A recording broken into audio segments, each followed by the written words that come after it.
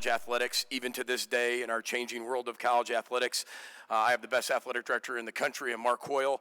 Our president, Rebecca Cunningham, has been so supportive in her short time here at the University of Minnesota. And then obviously our Board of Regents have been absolutely awesome. Believe it or not, this is our 9th season going on at the University of Minnesota.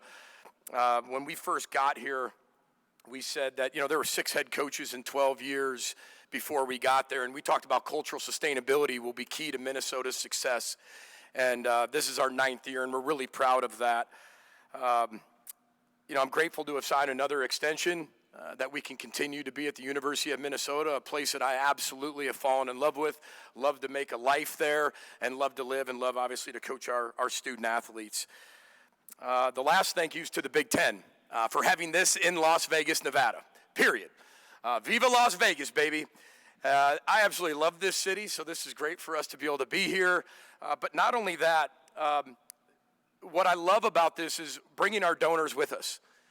College football is changing. College athletics are changing. What is great about it is our donors get to know our players a lot more. And we went to dinner at Carver Steak last night, had an unbelievable time. But to take that further, some of our former players got to be in Spain with one of our donors, and they connected because they were in the same place, same time, and got a chance to do that. Tony Fiorella and his vision management company got some of our former players together, and they got a chance to meet at his house in Spain. I think that's huge. Last night's dinner, we had Greg Esslinger, right, having dinner with us, and he's going to be inducted here in this city in the NFF Hall of Fame here in December.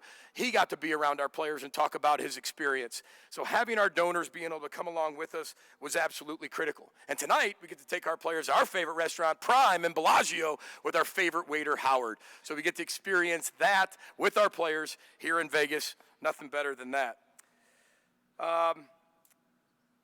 As we transition and talk a little bit about 25, I do want to stop and hit on 2024 a little bit, because I think it's always key to know where you've been, to know where you're going to go. And for us, we talk about ourselves being the ultimate life program. I know there's changing aspects of college athletics, but they're still student athletes. And until somebody tells me differently, we are going to run the best life collegiate program in America. And that's what we'll continue to do. Academically, we have over a 3.2 GPA as a football program. We had 10 players with a 4.0 this past semester. We've got 10 academic All-Americans since we've been there. And this past semester, there were 59 All-Big Ten academic selections from the Gophers. Not enough people talk about that, and they're student athletes still. Doesn't mean that in the transformational programs and things like that there aren't transactions. There are transactions within the transformational programs. I've had to learn that and adapt to that as well. Athletically, we just finished up being 6-0 in our bowl games here at Minnesota. We've been here 8 years, going on 9. One of those was a COVID year where we only played 7 games, but we've won 6 straight bowl games with us, right, at the University of Minnesota, which we're really proud of. It's the 6th straight year. Talk about developing young people. You recruit them, you develop them, you retain them, and you repeat, right? But we're talking about 6 straight years of a first or second round draft pick in a row at the University of Minnesota. That's a huge accomplishment for us, and players dreaming of doing something when they arrive on campus and watching that be fulfilled as they go through their time here. This is the highest winning percentage of any staff in 75 plus years since Bernie Bierman at the University of Minnesota. And that takes players, that takes staff, that takes cultural sustainability, that takes retention, takes donors, that takes our fans, that takes our state and our city. It takes everybody for us to be able to do that. We're tied for most ranked wins, 6 in the last 6 years, and we've had 8 All-Americans. It's a lot in the short 8 years that we've been there. Socially and spiritually, you've heard me break that down academically, athletically, socially, spiritually. Our players are serving and giving at an all-time rate and not being paid for it. They're going to the Children's Hospital and our Row the Boat barbecue. They're at our diaper drives, which we've already given out more than 100,000 diapers. They do turkey drives. They do a trick-or-treat drive for Hope Kids. They run a Hope Kids camp. This is the part of college football that's not being looked at anymore, and it's just being skipped. This is still an educational program. We have to continue to educate our young people about life, not just money. What I love about our football team as we go into 2025 is they want to do it. They don't have to do it. They're not just doing it because they're getting paid. They want to do it, and they want to be the best team they can be. One word to describe this football team in 2025 are multipliers. It's the best way to describe this football team. This is a very, very talented football team, but they're multipliers, right? A times B times C times D. They're a team. That's what a team has. They legitimately want other people to be successful, and they make sure those people are successful, whether they're at the same position, or they're competing with them or not. Groups just add A plus B plus B plus C plus D. They just add it, right? Just like you're adding out of the portal, adding to your team. Can you connect that team? This team's done an unbelievable job of amplifying the talents we have around each other and multiplying those talents. Speaking of multiplying those talents, right, we brought 4 individuals, right? These players are absolute multipliers in every way, shape, and form. Darius Taylor, our running back's in the 2nd year in the program. He's one of the best human beings you will ever meet. He's the 2nd year here, 3rd in the program, I should say. Sorry about that. He was honorable mention All Big Ten last year. Again, one of the best players you ever meet, but versatile is the best word I could describe about him. He caught 54 passes as a running back last year, and those who have followed Gopher football, Mohamed Ibrahim maybe caught 1 in 3 years. He caught 54 in 1 year. He was a former high school running back. Not only can he run the ball really well, but he can catch the ball out of the backfield. Incredible human being. His grandma, Carlita, and his auntie, Shanika, deserve a lot of credit for that. Loves cars. It's a good time in college athletics to like cars. He's from Detroit, Michigan. He should like cars. And it's a great time in college football to like cars. And the best part about him is when he found out he was coming to Vegas, he had one request. He goes, I want to meet Chumlee from Pawn Stars.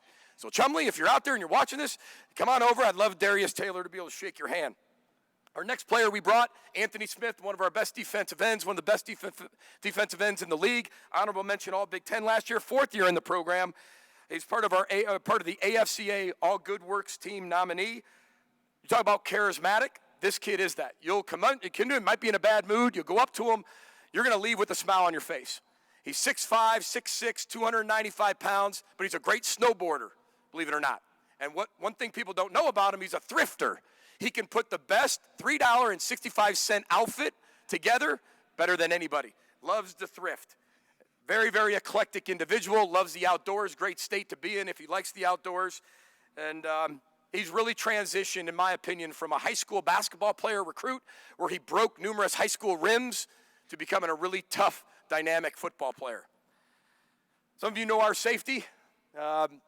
He's only been on campus 13 months. Coy Parrish, our All-American safety, freshman All-American and first team All-Big Ten selection. I think that's really impressive when you think about he got there in June. And then by December, he was all of that. But it doesn't surprise you if you watch this kid play basketball, run track, play football. He loves to play. He's a throwback. He's like a lot of us that grew up. You came home when the lights went on, but you played all day. That's what he loves to do.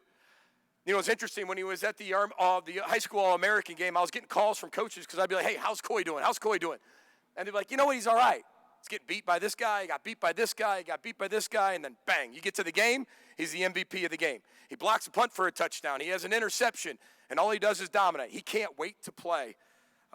His mom, Danielle, Dad, George, deserve a lot of credit for the young man that they raised, and we're lucky that we have him. He's a direct example of the recruiting success we are having at the University of Minnesota. And we said that was going to take cultural sustainability. We have kids that we're recruiting now that went to camp when they were 6 to 7 years old, that now they're in high school. The in-state recruiting is better than ever. But it was going to take, whether it was me or another coach in Minnesota with 6 coaches in 12 years, it was going to take cultural sustainability for somebody to be there for a long time. And we're honored to be there and represent Minnesota every single day. Last thing about Coy, number 3, he's going to play offense, defense, and special teams. I think that's very clear, and everybody understands that. That's three different spots: offense, defense, special teams. Number 3, and him and Drake Lindsay, our quarterback, are best friends. And how good of friends they are is Drake Lindsay changed his number from 3 to 5 to make sure Coy had his number. So talk about a selfless teammate. Speaking of Drake, we brought Drake along as well, our quarterback from Fayetteville, Arkansas, who was a redshirt freshman for us last year. Played a very, very small amount, but really studied Max Brosmer constantly. Really just was his right-hand man. Learned how to lead the entire football team at a very young age. And you know how hard it is to find, right, a freshman quarterback that you can have for those 4 years. We feel like we have a really good quarterback in Drake Lindsay. It's interesting with the Minnesota ties. His grandfather played for Bud Grant with the Vikings. I know his dad, J.D., his mom, Amy, and his stepmom, Brooke, are very, very proud of him. But we're really thankful for the relationship him and Max had as he transitions into our quarterback. And he's the ultimate connector. He brought a bunch of players down to Pensacola, Florida in May to really work on the pass game and do all those things. So he's an ultimate multiplier. Last thing I want to hit on is this, is I always give you guys 3 things that we kind of talk about with our program going into the year. There's 3 things we've hit on since January. It's be delusional, get to, and give more. The be delusional part, for the media, I got to explain that. It means no cap on the jar, right? No limitations, right? Dreaming big. With the college football playoff of where it is, as Indiana showed last year, anybody can get there. And if we're delusional enough to know we can do that, we can get there. And when you're somewhere long enough, the standards are one thing, but then you continue to raise the expectations, and that's what we want to continue to do. But we want to do that off the field as well. We want to be delusional as husbands, as fathers, right? As brothers, as sons, as members of our community. Take the cap off the jar, limitless. The second thing is get to. There's 2 things that connect the locker room more than anything. It's empathy and gratitude. If you do not have those those 2 things, you do not have a connected locker room. And our players are incredibly grateful, right? And they have empathy. They can walk a mile in somebody else's shoes. They're willing to do that for each other.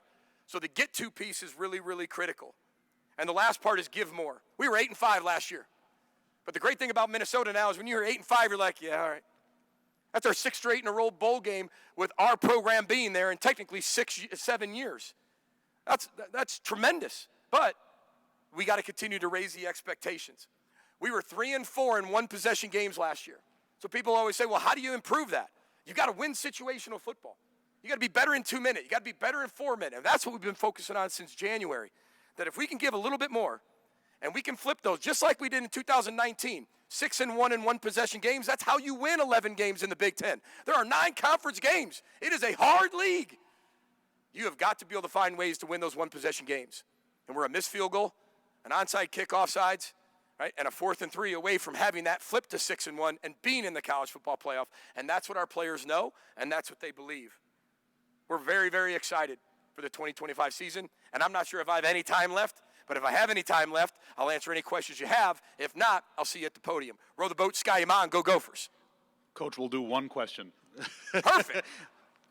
We'll do a front row on your right side here.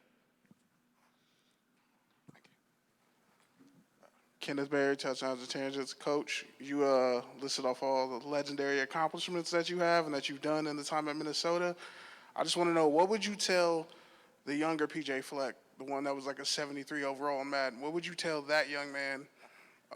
What advice would you give him? And, yeah. That's a great, I think 73 is very generous. I'll take it. I would say that control is for amateurs. I think that was one of the hardest things that I had to deal with. This is my 13th year being a head football coach, 44 years old.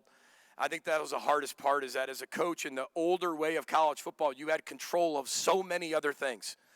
And I think in this new world, whether it's with outside parties, it's with agents, it's with NIL collectives, it's with donors and boosters, it's when this new era, you have to trust your people more than you've ever trusted them. Our jobs as head coaches have changed an awful lot, but we will not stop being a life program, because my job is to make sure that they're better men than they are football players. And better men, over the course of 13 years, in my experience, have become the better football players.